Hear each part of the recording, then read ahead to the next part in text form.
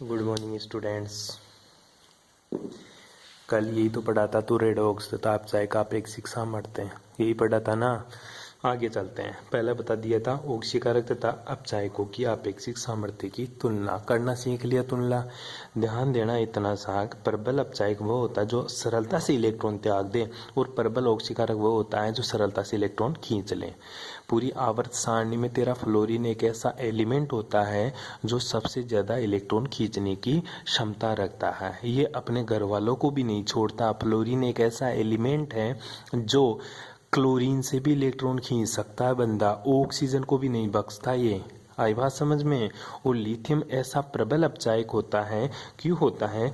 क्योंकि ये कोई आ जाए इसके साथ में, चाहे हाइड्रोजन ही आ जाए, उसको भी बोलेगा भाई ले ले इलेक्ट्रॉन चाहिए तो, ठीक है। क्योंकि ये आसानी से इलेक्ट्रॉन दे देता है। जो आसानी से इलेक्ट्रॉन दे वो प्रबल अपचायक होता है, जो आसानी से इलेक्ट्रॉन खींचे वो प्रबल ऑक्सीकारक होता है। ठीक है बेटा। दूसरी चीज ये ध्यान रखना, प्रबल ऑक्सीकारक और प्रबल अपचायक ये डिपेंड करते हैं रेडॉक्स विभव पर। अगर जिसका रेडॉक्स विभव ज्यादा वो प्रबल ऑक्सीकार अपचायक होता है, जिसका रेडॉक्स विभव कम वो प्रबल ऑक्सीकारक होता है। ठीक है, बता दिया। अब नेक्स्ट जो इसका यूज है वो नेक्स्ट इसका उपयोग पढ़ते हैं बेटा जी। अब और ये जो इसका उपयोग है वो दूसरा, धातुओं द्वारा हाइड्रोजन अम्लों से H2 गैस का विस्थापन का अनुमान। दूसरी बात इंपॉर्टेंट है। क्या क्या इंपॉर्टेंट है? धातुओं द्वारा धातुओं द्वारा धातुओं द्वारा हाइड्रोजन धातुओं द्वारा हाइड्रोजन अम्लों द्वारा हाइड्रोजन अम्लों से H2 गैस के विस्थापन का अनुमान। क्या अनुमान? ठीक है। कि जो धातुएं होती हैं वो क्या मेरे धातु जो हाइड्रोजन अम्ल होते हैं, जैसे हाइड्रोजन अम्ल का मतलब होता है बेटा जिसमें हाइड्रोजन हो, जैसे तेरा H2SO4 हो, जैसे तेरा HCl हो। ये बोल रहा है कि धातुओं द्वारा क्या हाइड्रोजन अम्लों से H2 गैस निकलेगी या नहीं निकलेगी, इसका अनुमान भी तेरा रेडॉक्स विभव ही बताएगा। इसका अनुमान कौन लगाएगा? इसका अनुमान भी गुरुजी मेरा रेडॉक्स विभव ही लगाएगा। कैसे लगाता है आओ देखते हैं।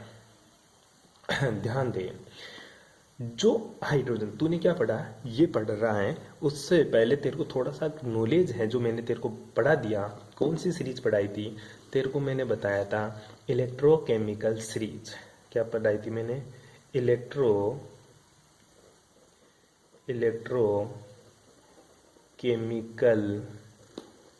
सीरीज पढ़ाई थी। जो इलेक्ट्रोकेमिकल सीरीज थी, ये नहीं लिखना तेरे को, ठीक है, ये मैं समझा रहा हूँ। इलेक्ट्रोकेमिकल सीरीज को पढ़ाई थी तो बताया था तेरे को क्या कि लेके बारात रात का ना, ठीक है, यहाँ तक लिखना। उसके बाद में यहाँ पे हाइड्रोजन लिखा था, उसके बाद में नीचे CHAPA ऐसा कुछ लिखा था, छापा। ठीक है, ये तेरा छापा CHA या hydrogen, C copper, HgAu PT Ag ये लिखा था, याद हो तो तुझे, ठीक है। ये चीजें लिखी थी और नीचे नीचे क्या था तेरा फ्लोरीन। और हाइड्रोजन के इधर E नोट का मान लिखा था 0.0, ऊपर लिखा था नेगेटिव, ठीक है, और नीचे लिखा था तू पॉजिटिव। क्या लिखा था? नीचे तो पॉजिटिव लिखा था और ऊपर क्या लिखा था तू? नेगेटिव लिखा था। याद है तेरे को थोड़ा बहुत, जहां तक मेरे को पता है, ठीक है। ये पॉजिटिव टर्म थी, ऊपर नेगेटिव, ठीक है। तो ध्यान दे, हाइड्रोजन अम्ल मतलब हाइड्रोजन को कौन से एलिमेंट भगा सकते हैं? केवल वही एलिमेंट्स भगा सकते हैं हाइड्रोजन को जो जिनका रेडॉक्स विभव हाइड्रोजन की तुलना में ज्यादा हो, नेगेटिव में।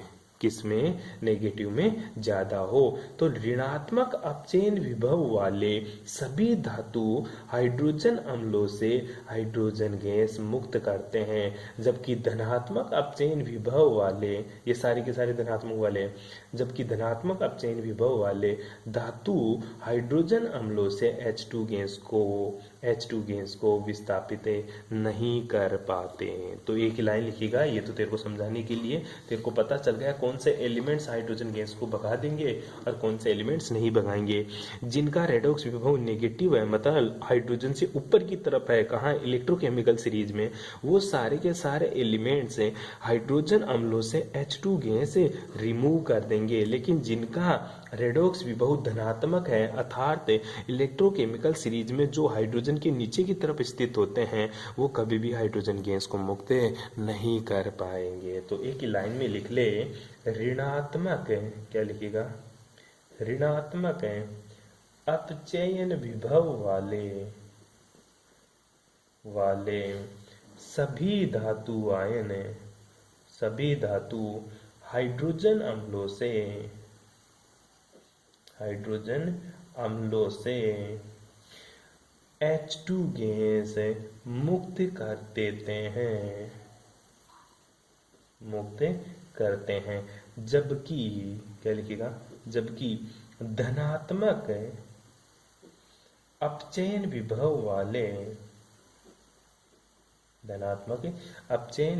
वाले सभी धातु हाइड्रोजन अम्लों से हाइड्रोजन गैस मुक्त नहीं कर सकते। ठीक है, बस ये बात याद रखनी है तेरे को। ठीक है, इसी के आधार पर अपन बता सकते हैं, अतः रेडॉक्स विभव के आधार पर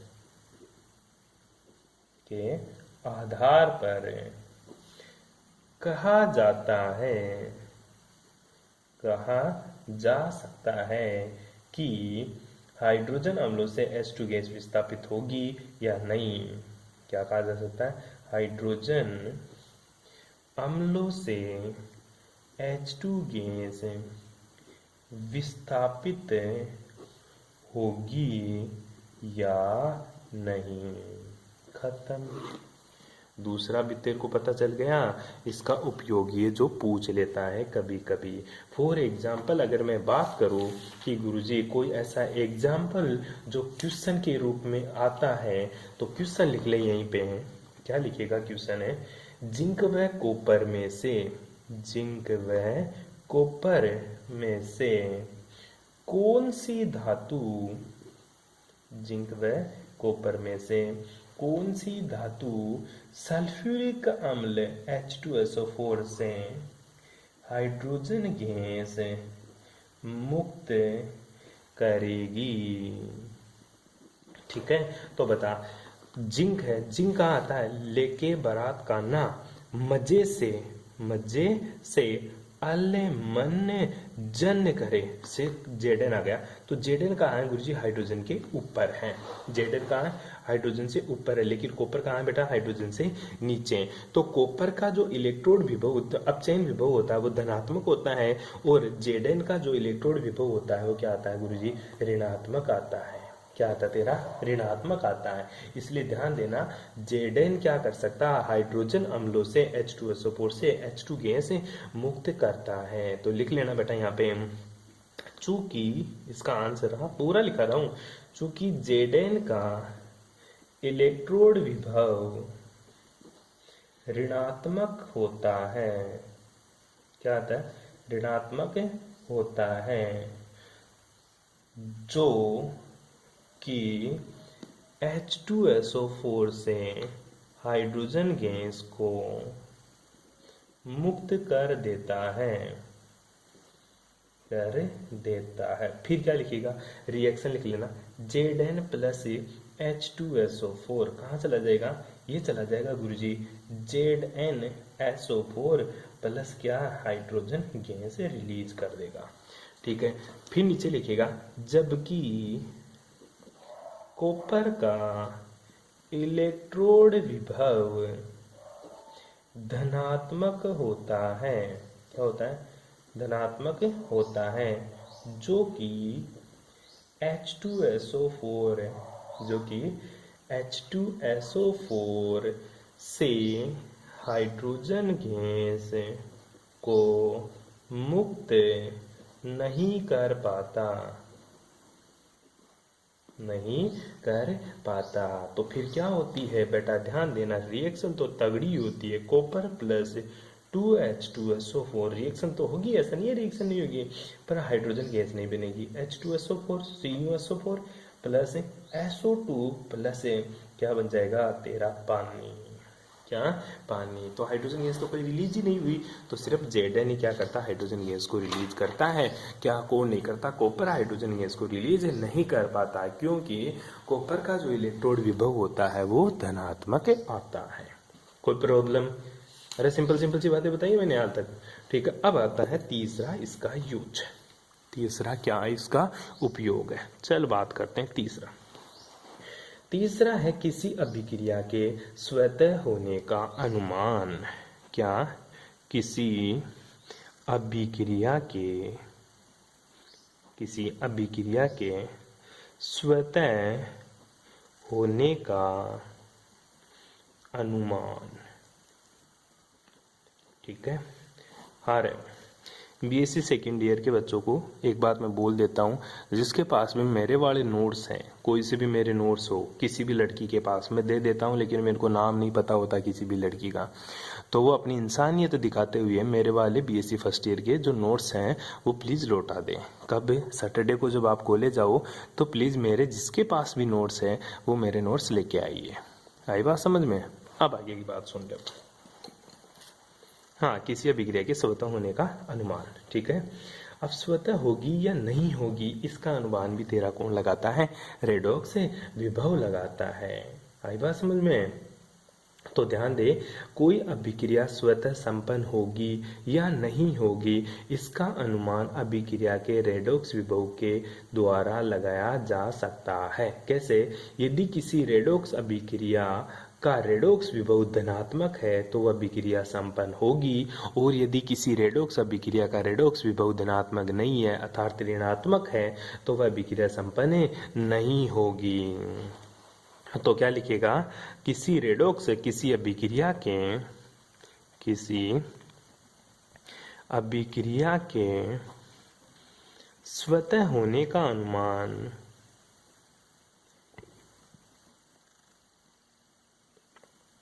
किसी अभिक्रिया के स्वतः होने का अनुमान रेडॉक्स विभव की सहायता से आसानी से लगाया जा सकता है।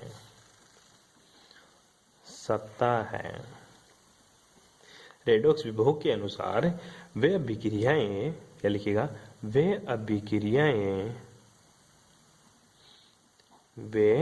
अभिक्रियाएं जिनका रेडॉक्स विभव क्या हो, धनात्मक हो। क्या है रे? धनात्मक हो, अभिक्रिया संपन्न होती है। वे अभिक्रिया जिनका रेडॉक्स विभव धनात्मक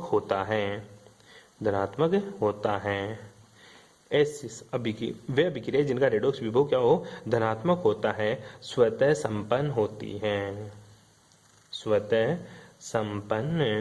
होती हैं तथा जिन अभिक्रियाओं का रेडॉक्स विभव क्या हो, ऋणात्मक हो। क्या हो रे?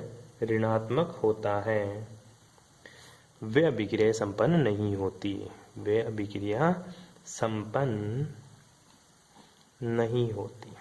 ये मोटी बात याद रखनी है। फॉर एग्जाम्पल मैं बात करूं, ठीक है, जैसे पहली अभिक्रिया बात करूं, अगर CO है, क्या है, कार्बोनिल कंपाउंड्स है मेरा। ठीक है, जो कार्बोनिल कंपाउंड्स हैं ये कार्बोनिल छोड़ी, ये कोबाल्ट है, कॉपर है। कॉपर कौन सी ऑक्सीडेशन स्टेट में है, +2 ऑक्सीडेशन स्टेट में है। ठीक है, कॉपर कौन सी ऑक्सीडेशन स्टेट में, +2 ऑक्सीडेशन स्टेट में है। ठीक है, अगर इसकी जगह तू रिएक्शन लिख ले एक, अगर मेरा SN है, क्या है, टिन है, अगर इसकी रिएक्शन मैंने किससे करा दी, COSO4 से, कोबाल्ट SO4 से, किससे करा दी, कोबाल्ट SO4 से। ठीक है, तो इसकी रिएक्शन करवाता हूं तो मेरा क्या बनता है, SnSO4 + CO। ठीक है, SnSO4 + CO।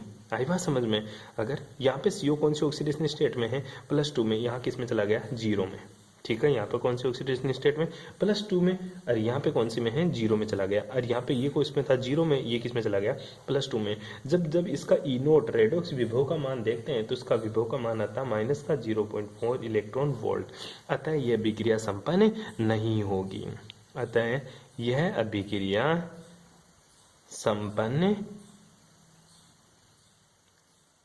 संपन्न नहीं होगी।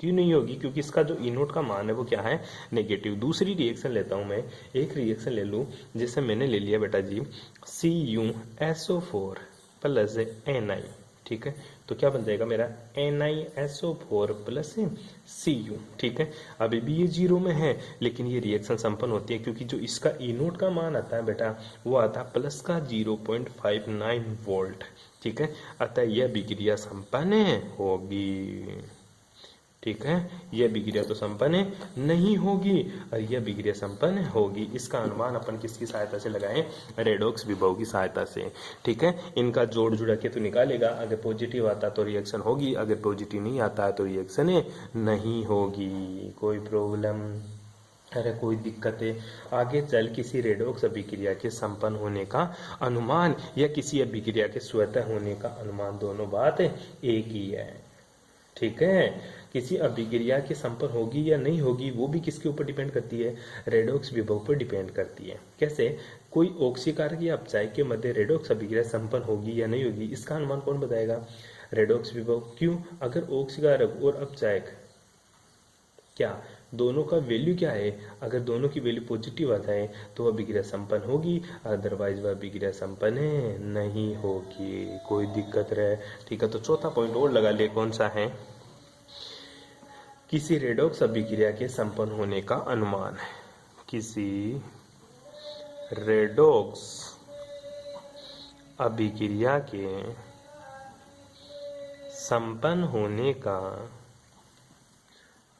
का अनुमान, ठीक है, कि कोई रेडॉक्स अभिक्रिया संपन्न होगी या नहीं होगी। यहाँ तो कोई अभिक्रिया स्वतः संपन्न होगी, अपने आप होगी या नहीं होगी वो डिपेंड करता है रेडॉक्स विभव के ऊपर। और कोई रेडॉक्स अभिक्रिया ही संपन्न होगी या नहीं होगी वो किसके ऊपर डिपेंड करेगी, ये डिपेंड करेगी गुरुजी ऑक्सीकारक और अपचायक के ऊपर। किसके ऊपर डिपेंड करेगी, ऑक्सीकारक और अपचायक के ऊपर। कैसे, किसी ऑक्सीकारक या अपचायक के मध्य रेडॉक्स अभिक्रिया संपन्न होगी या नहीं होगी, इसका अनुमान भी रेडॉक्स विभव के मान द्वारा आसानी से लगाया जा सकता है। कोई भी ऑक्सीकारक अगर विद्युत रासायनिक श्रेणी में ऊपर की तरफ स्थित है, ठीक है, कोई भी रेडॉक्स विभव के मान द्वारा कैसे लगाते हैं, अगर कोई भी ऑक्सीकारक है विद्युत रासायनिक श्रेणी में, ठीक है, उसके ऊपर की तरफ स्थित है, ठीक है, किसी भी अपचायक से क्रिया कर सकता है, उसे ऑक्सीकृत कर सकता है अथवा स्वतः अपचयित हो सकता है। ऐसे ही कोई अपचायक है वो विद्युत रासायनिक श्रेणी में अगर नीचे की तरफ कोई एलिमेंट्स है तो उसको क्या कर सकता है, वो ऑक्सीकारक क्रिया कर सकता है, उससे क्या कर सकता है, वो अपचयित कर सकता है और स्वतः क्या हो सकता है, ऑक्सीकृत हो सकता है, ठीक है। तो क्या लिखेगा, इलेक्ट्रोकेमिकल सीरीज में विद्युत रासायनिक श्रेणी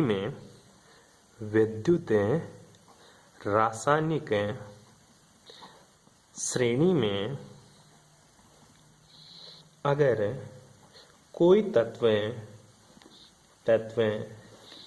ऊपर की तरफ स्थित है और स्थित है तो वह खुद अपचायक होगा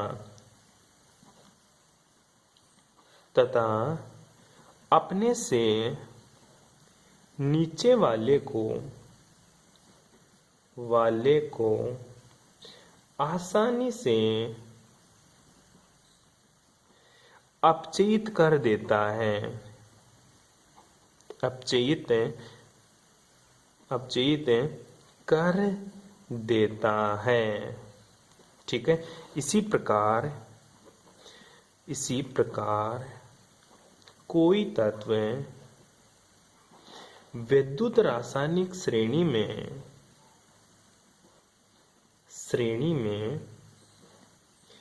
नीचे की तरफ स्थित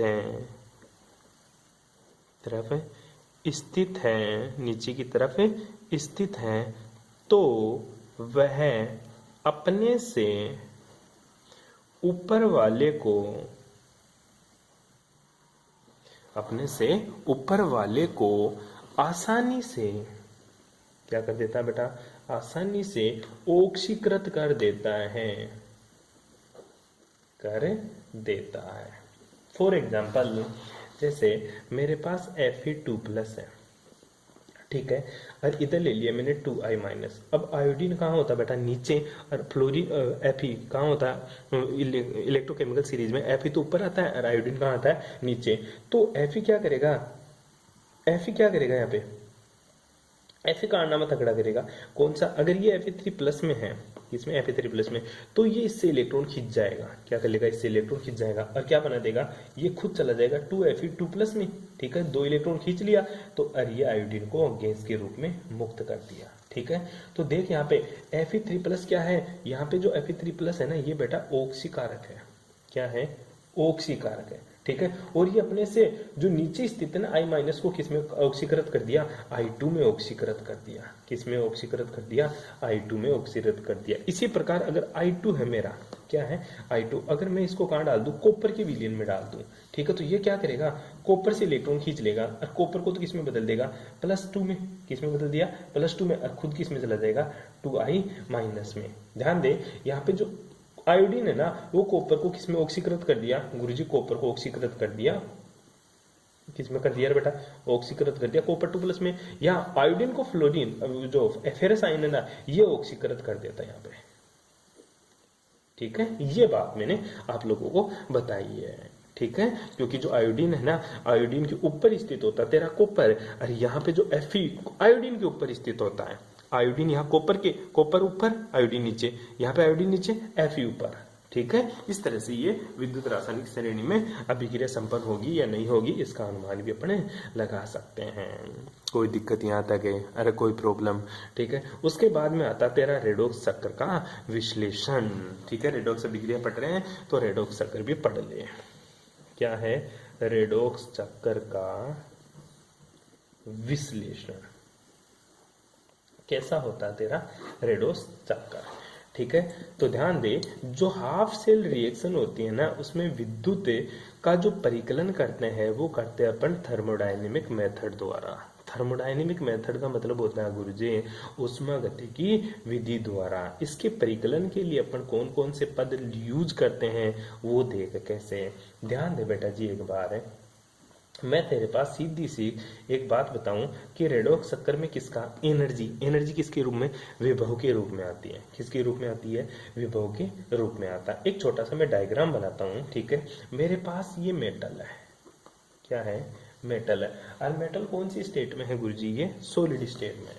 मेरे पास क्या है, मेटल है, और ये मेटल कौन सी स्टेट में है गुरुजी, मेटल है जी मेरे सॉलिड स्टेट में। कौन सी, सॉलिड स्टेट में है, ठीक है बेटा जी। ध्यान से देखना एक बार, अब एक बार नहीं छोड़, एक बार, ये मेटल है मेरी सॉलिड स्टेट में।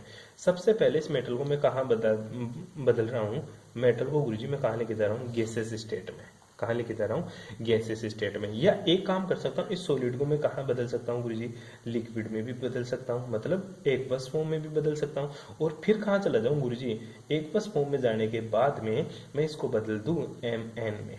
किस में बदल दूँ, Mn+ में, ठीक है। ये कौन सी है, ये गैस में चली गई अब, ठीक है। यहाँ पे भी N+, मतलब इसने क्या किया होगा गुरुजी, इलेक्ट्रॉन त्याग्य होंगे। इसने क्या किया होगा, इलेक्ट्रॉन त्याग्य होंगे, तो इलेक्ट्रॉन त्याग लिए तो N इलेक्ट्रॉन माइनस आ ले, ठीक है। अगर इलेक्ट्रॉन त्यागी तो N+ इलेक्ट्रॉन त्याग दिए, ठीक है। और इसने भी क्या किए होंगे गुरुजी, को इलेक्ट्रॉन त्यागे होंगे।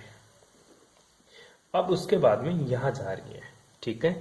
अब देख, ये मेटल सॉलिड से डायरेक्ट गैस में जाता है तो वहां क्या होता है गुरुजी, वहां पे गुरुजी सब्लिमेशन होता है। क्या होता है, सब्लिमेशन। अगर धातु को मैं सॉलिड से डायरेक्ट गैस में बदल रहा हूं तो मैं क्या कर रहा हूं, धातु का सब्लिमेशन कर रहा हूं। सब्लिमेशन का मतलब ऊर्ध्वपातन अभिक्रिया। जैसे तू कपूर को जलाता है तो कपूर कभी भी तेरा लिक्विड में नहीं बदलता। आज जाना घर पे कपूर की गोली लेना, उसको तवे पे रखना, क्या कपूर पिघल जाएगा? अगर पिघल जाए तो बेटा मेरे पास लेके आना, ठीक है। कपूर को जलाओ, वो कभी भी लिक्विड में नहीं बदलता, वो डायरेक्ट गैस में कन्वर्ट हो जाता है। इसलिए कपूर का क्या होता है, सब्लिमेशन होता है, ठीक है। तो सॉलिड से गैस में बदलने के लिए मैंने इसको एनर्जी दी, और वो एनर्जी कौन सी दी मैंने गुरुजी, सब्लिमेशन सब्लिमेशन एनर्जी। कौन सी दे दी? Sublimation energy. कौन सी एनर्जी दी बेटा? सब्लिमेशन एनर्जी, जिसको मैं डेल्टा एच से दिखा सकता हूँ। किससे दिखा सकता हूँ? डेल्टा एच एस से। उसके बाद में मैंने इसको गैस में कन्वर्ट होने के बाद में इसको एनर्जी दी, किस में कन्वर्ट हो गई तेरी? गैस में। इसके बाद में मैंने गुरुजी इसमें से इलेक्ट्रॉन निकाला। क्या किया? इलेक्ट्रॉन। अब इलेक्ट्रॉन निकालने के लिए तेरे को पता कौन सी एनर्जी देता तू? Ionisation potential. याद कर कौन सी एनर्जी देता है? Ionization potential. इलेक्ट्रॉन निकालने के लिए दी गई ऊर्जा क्या कहलाती है? Ionization potential. आई बात समझे? अब दूसरा चलते हैं गुरुजी। मैं कर क्या रहा हूं? मेटल जो सॉलिड है उसको जलीय विलयन में कन्वर्ट कर रहा हूं। कौन से विलयन में? जलीय विलयन में। ठीक है, कौन से विलयन में? जलीय विलयन। जलीय विलयन का मतलब हुआ गुरुजी एक्वस फॉर्म में। कौन सी फॉर्म में? एक्वस फॉर्म में। तो एक्वस फॉर्म में बदलने के साथ साथ मैं इसको कौन सी एनर्जी दे रहा हूं? Ionisation energy. मतलब जल में बदल रहा हूं तो इसको कौन सी एनर्जी दूंगा बेटा? जल योजन उष्मा, heat of hydration, delta E. ठीक है, और कौन सी? डेल्टा ई दी मैंने हीट ऑफ हाइड्रेशन, मतलब इसको जल योजन उष्मा। उष्मा, ठीक है, जल योजन उष्मा देते ही किसमें कन्वर्ट हो गया?